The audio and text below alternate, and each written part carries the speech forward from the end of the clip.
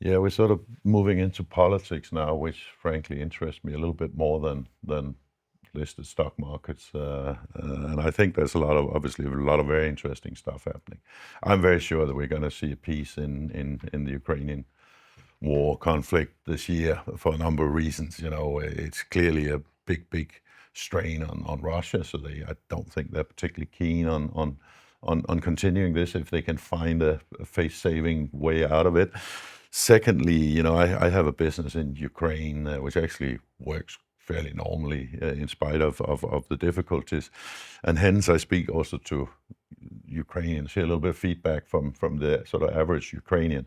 And I think they're very tired of this war. I'm not sure Zelensky is really representing sort of the bulk of the feeling in Ukraine. And I think the average Ukrainian is willing to take quite some pain to get this over with, because I'm a strong believer that with Trump in place, a solution there will be found relatively soon, with whatever impact. These guys are better at evaluating that impact, but I think we will have peace.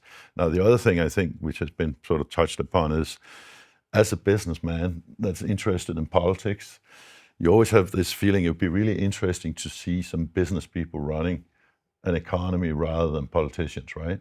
And I think actually we have a chance of seeing that now with the Trump administration, right? The Democrats are out there saying, "Oh, they're all billionaires in the administration," and that, and I kind of think, you know, it doesn't make you a genius that you're a billionaire, but if you made $1 billion, you're probably not that stupid either, right? So I think it's going to be very interesting to see people taking a more business-like approach to an economy and to public sector spending and all that. So, and it might very well be very disappointing because, of course, a lot of this is tied down in very long-term commitments, etc. But I think it is very interesting to see whether the sort of group of quite capable people, albeit odd and controversial characters, many of them, to see whether they can actually change something in something like a very established economy like the US. And what we're seeing in Argentina, for example, that you mentioned briefly, I think is super interesting. As a libertarian at heart, I really do like to see a guy that's trying to put some of this stuff into place that we have talked about and read books about for decades, and actually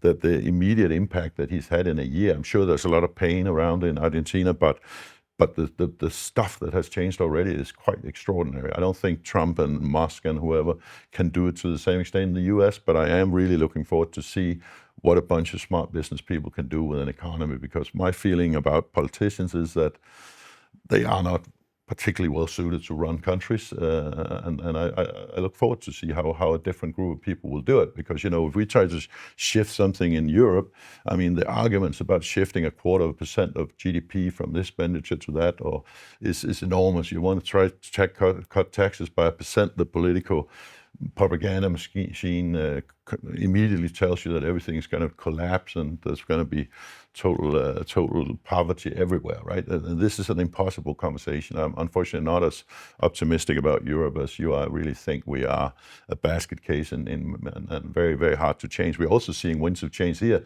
but that's a different kind of change, like Marie Le Pen and Alternative for Deutschland, and those kind of characters that I don't like very much, and are certainly not libertarian or particularly smart either.